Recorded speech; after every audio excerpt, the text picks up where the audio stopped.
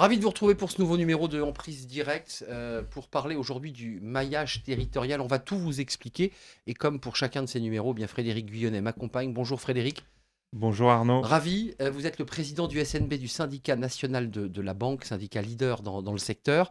On va parler du maillage avec nous, Johan Sarraute. Bonjour Johan. Oui, bonjour. Ravi de vous accueillir, délégué syndical, coordinateur des unions régionales SNB.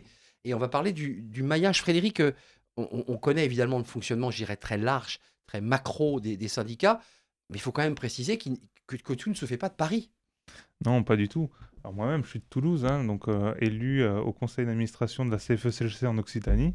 Et puis, on a un coordinateur régional, puisque le SNB est organisé en région, en la personne de Johan Sarraute, qui lui-même est de Bordeaux. Donc, tout ne se fait pas de Paris. Le Sud est bien représenté sur ce plateau, pour le moins le Sud-Ouest. Johan, c'est intéressant parce que votre mission, c'est quoi exactement, ce maillage? C'est coordonner quoi, des régions calquées sur les régions administratives? Alors, pas tout à fait. Il y a 15 régions qui sont mises en place au niveau du SNB. Ça reprend, par exemple, la Corse est rattachée à la région PACA. Et également, on retrouve au niveau du Grand Est, nous avons une région en Alsace, une en Lorraine et une en Champagne. Donc ça reprend pas tout à fait les régions administratives, quoi. Concrètement, votre mission, c'est quoi? Parce que quand on parle de maillage, on voit bien l'idée, hein, c'est-à-dire qu'il y a un syndicat, puis ensuite on maille et on essaie d'être au plus près finalement des besoins. C'est quoi votre boulot concrètement?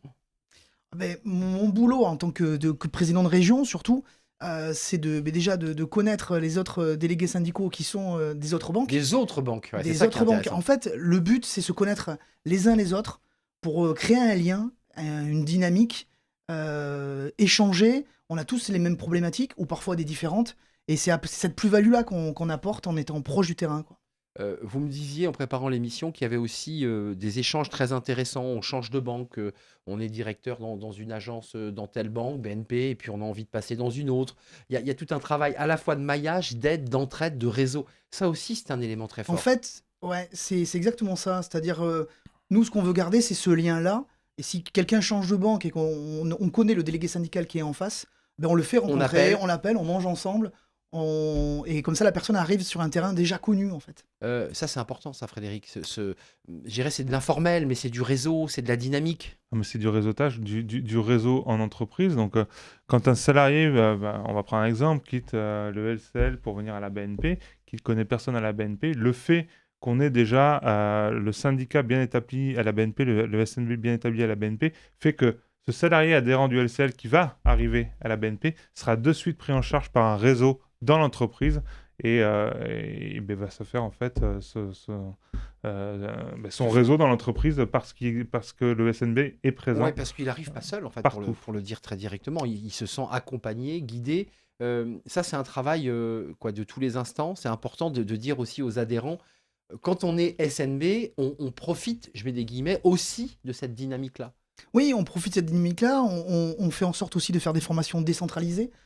On ne soit pas obligé de monter à Paris. On l'a compris depuis des années avant qu'il y ait la transition écologique ou la taxe carbone par rapport à certaines choses.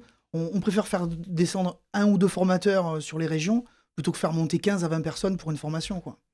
Ça, c'est un élément fort aussi, Frédéric, de permettre finalement à l'ensemble du réseau de ne pas être obligé de monter à Pantin pour faire des centaines de kilomètres, de la fatigue.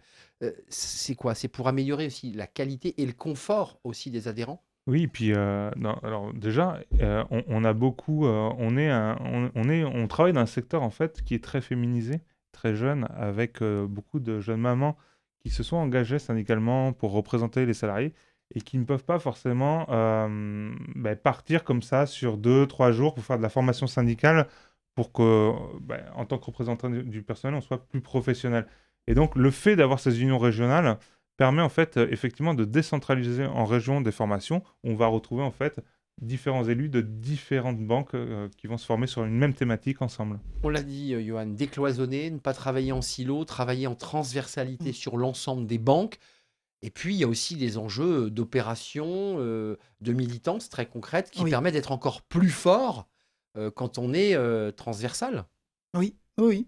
Il y a des sections qui sont des petites sections qui n'ont pas forcément les moyens de faire des actions. Et c'est les grosses sections qui poussent et qui vont aider, qui vont apporter l'infrastructure, la structure.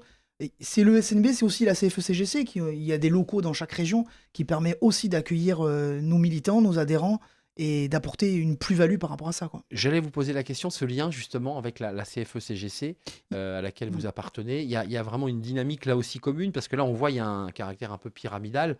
Il y a aussi la CFE-CGC qui est derrière et qui apporte son poids.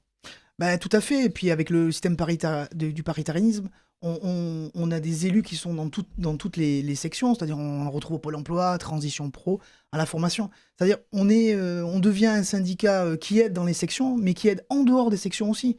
Ça peut être pour le conjoint d'un adhérent à nous, ça peut être... On est vraiment un syndicat de service, et je vais dire, ce qui trône le plus chez nous, c'est le bon sens, en fait. Voilà. Frédéric, c'est intéressant ça, cet appoint à la fois de la CFE-CGC et l'idée aussi que le SNB, et donc cette sorte d'union régionale finalement transversale, elle est au service de tous, pas uniquement des adhérents. Non, tout C'est à fait. important de le dire. Oui, tout à fait.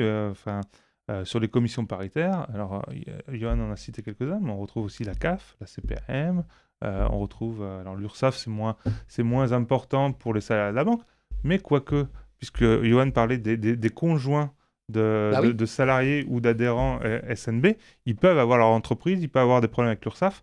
Il y a obligatoirement en région un représentant SNB, Bien sûr. CFE-CGC, dans ces organismes paritaires-là. Il ne faut pas hésiter à nous saisir pour qu'on puisse intervenir. Donc vous nous dites quoi aujourd'hui? N'hésitez pas à prendre contact avec moi et mes équipes du SNB région. Oui. Des régions, il y en a combien d'ailleurs, vous ne l'avez pas dit? 15 régions. Il y a en tout. 15 régions, Ouais, ça 15 veut régions. dire qu'il y a 15 interlocuteurs potentiels comme vous, Exactement. et vous êtes le coordinateur de ces 15 régions. Exactement. C'est pas une mince affaire quand même de coordonner 15 régions, de dynamiser. C'est quoi Si, c'est facile, parce qu'en fait, les présidents qui sont élus dans ces sections sont ultra autonomes, et ils connaissent leur boulot, ils connaissent leur taf. C'est presque plus un échange de bons procédés qu'on fait entre nous, plutôt qu'autre chose, quoi. Et vous, ça vous apporte quoi, Johan Sarraute, cette mission? Alors, tant le fait d'être syndicaliste, évidemment, mais le fait d'être dans de la coordination, c'est quoi? Ça doit générer beaucoup de richesses? Ah, énormément de richesse. Dans l'échange, c'est là où on apprend le plus, hein. Et les idées, on peut pas les avoir tout seul. Donc, C'est en étant connecté, finalement. ouais, c'est la connexion qui fait tout. C'est ça, Frédéric? Oui. On est plus fort à plusieurs en connectant ses cerveaux, quoi. Bien sûr, et puis le fait d'avoir ces régions, chacun a ses spécificités. Les problématiques de Corse ne sont pas les mêmes que ce qu'on va retrouver en Alsace, par exemple, ou en Bretagne. Ou en Outre-mer, parce qu'on ne l'a pas évoqué du tout. Ou en Outre-mer. Dans votre première question, vous parliez du calage des régions administratives Oui. par rapport aux régions SNB. Si nous, on n'a pas voulu, par exemple, fusionner l'Alsace, la Lorraine et la Champagne, c'est qu'on a des spécificités qui sont différentes, et on ne veut pas forcer les gens à fusionner lorsqu'ils ont une richesse à l'intérieur. Voilà. Merci Frédéric, merci. Poussez la porte et téléphonez, prenez contact. N'hésitez pas avec ces antennes régionales du SNB, pilotées par 15 présidentes et présidents et coordonnées par Johan Sarraute, qui était avec nous aujourd'hui dans Prise Direct. Bon retour à Bordeaux, parce que vous allez évidemment partir chez vous, délégué syndical et coordinateur donc des unions régionales SNB. Merci Johan, merci Frédéric, merci à vous, merci pour l'intérêt que vous portez à Prise Direct. Évidemment, vous êtes très nombreux à nous regarder. Je vous dis à très très bientôt. Bye bye.